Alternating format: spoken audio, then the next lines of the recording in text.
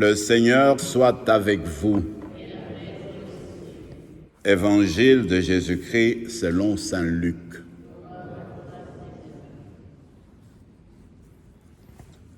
En ce jour-là, Jésus s'en alla dans la montagne pour prier, et il passa toute la nuit à prier Dieu. Le jour venu, il appela ses disciples et en choisit 12, auxquels il donna le nom d'apôtres. Simon, auquel il donna le nom de Pierre, André son frère, Jacques, Jean, Philippe, Barthélemy, Matthieu, Thomas, Jacques, fils d'Alphée, Simon, appelé le Zélote, Jude, fils de Jacques, et Judas Iscariote, qui devint un traître. Jésus descendit de la montagne avec eux et s'arrêta sur un terrain plat. Il y avait là un grand nombre de ses disciples et une grande multitude de gens venus de toute la Judée, de Jérusalem et du littoral de Tyr et de Sidon. Ils étaient venus l'entendre et se faire guérir de leur maladie. Ceux qui étaient tourmentés par des esprits impurs retrouvaient la santé.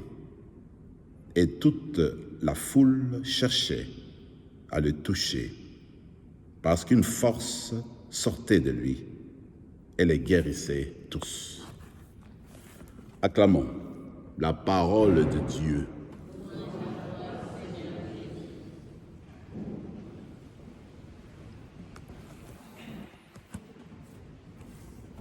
Comme c'est la fête de 2 apôtres, les lectures sont aussi choisies à dessein.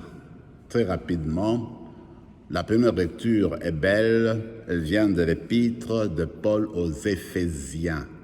Alors pour bien comprendre cette épître, il faut simplement garder à l'esprit comment, à l'époque de Jésus lui-même, et même un peu avant lui, comment dans l'Ancien Testament, on considérait les peuples de la terre. Sur la terre entière, il n'y avait que 2 peuples. Le peuple des élus, Israël, et ce qu'on appelait le peuple des nations, les païens. Simplement ça, 2 peuples. Alors ce que Paul veut dire maintenant, il dit que quand Jésus est arrivé avec l'évangélisation, avec la salut qu'il nous a apporté, de 2 peuples, il n'a fait qu'un seul. Les païens, Israël, avec le Christ, avec Jésus lui-même, avec sa mort, sa résurrection, c'est devenu un seul peuple. Tout le monde reçoit le même héritage, les mêmes grâces, les mêmes bénédictions. Comme pour dire, avec l'événement de Jésus, le Seigneur, le Père, a rassemblé toute l'humanité par son Fils.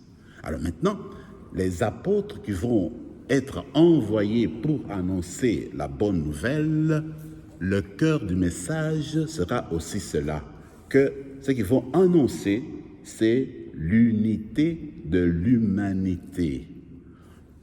L'ensemble des nations partout doivent appeler à se réconcilier par la grâce de Dieu. Alors aujourd'hui, comme nous sommes aussi des témoins de ce message des apôtres, nous sommes invités à nous rappeler que ce que le Seigneur a toujours voulu et qu'il veut encore aujourd'hui, c'est l'unité de l'humanité entière, que toutes les nations, toutes les races, toutes les langues se mettent ensemble, qui regardent le nom de Jésus pour vivre justement dans l'unité que le Père a toujours désirée quand il nous a créés. Alors, parlant de l'évangile d'aujourd'hui, qui en fait évoque la vocation des apôtres, ce qui est beau, c'est de voir que tout commence avec la prière de Jésus. Il dit que ce jour-là, Jésus est parti prier sur la montagne. Et puis, il a passé toute la nuit en prière. Quand il termine, alors il descend de la montagne, de la colline, et il va choisir à ce moment-là les 12 apôtres. Comme pour dire que Jésus a pris toute la nuit avant de se décider qui vont être parmi les 12 qu'il va choisir. D'ailleurs, quand tu regardes cela dans l'évangile de Luc, ce fait-là revient souvent. Avant de prendre une décision, Jésus commence par prier d'abord. Après, quand il prie, alors seulement, il va poser l'acte important. Alors, dans ce cas-ci, c'est la même chose. Il a prié avant de choisir les apôtres. Comme pour dire que quand nous sommes choisis, quand Dieu veut de nous, il a pensé depuis longtemps, il nous a porté depuis longtemps dans notre cœur. C'est alors qu'il a quitté Isaac, il nous a appelés par notre nom. J'aime beaucoup le commentaire aussi parfois des anciens qui disent ceci.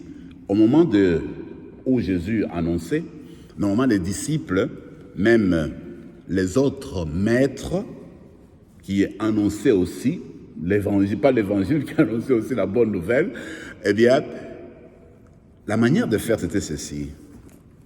Tu es maître à Israël, les gens viennent t'écouter. Ils vont écouter les autres et encore d'autres.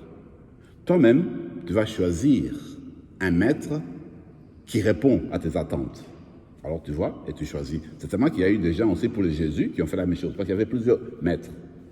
Mais maintenant, les anciens disent, ce que Jésus a été particulier chez lui, c'est que quand vous êtes là, lui-même vient te chercher. Par exemple, pour le 12, c'est Jésus qui a pris l'initiative de les appeler par leur nom.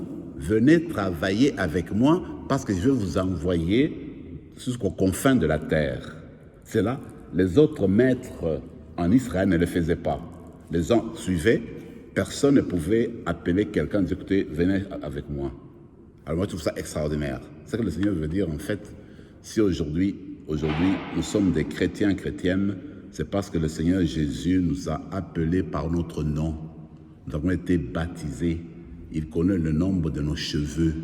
Il connaît nos attentes. Il connaît ce dont on a besoin aujourd'hui dans notre cœur, dans notre âme, dans notre esprit, dans notre corps. Il connaît tout cela. Alors moi, je me dis, dans la prière d'aujourd'hui, rappelons-nous, nous sommes des apôtres, nous sommes invités à nous ouvrir parce que le Seigneur nous connaît déjà et nous appelle, comme il a appelé Pierre, Paul, comme il a appelé aujourd'hui, eh bien, Simon et Jude. Je finirai avec ce que j'ai trouvé magnifique à la fin de l'évangile d'aujourd'hui, où il dit, voilà, il y avait des gens, quand Jésus a choisi ses apôtres et qu'il est descendu, n'est-ce pas, de la colline, il était dans la plaine, il a commencé à prêcher, il y avait tellement de personnes qui étaient là-bas parce qu'ils voulaient avoir la bénédiction de Dieu. Alors le monde se disait que tout le monde voulait toucher Jésus. Mais pourquoi les toucher? Ils voulaient le toucher parce qu'ils ont senti qu'il y avait une force qui sortait de lui et qui le changeait, qui le transformait, qui le faisait du bien. Moi je me dis, notre travail à nous, les apôtres d'aujourd'hui, nous les chrétiennes, c'est ça notre travail. Quand on annonce Jésus-Christ, qu'on rappelle aux personnes que chez Jésus, il y a une force qui vient de lui. Une force spirituelle qui peut nous changer, nous transformer et nous aider à transformer ce monde aujourd'hui. Amen.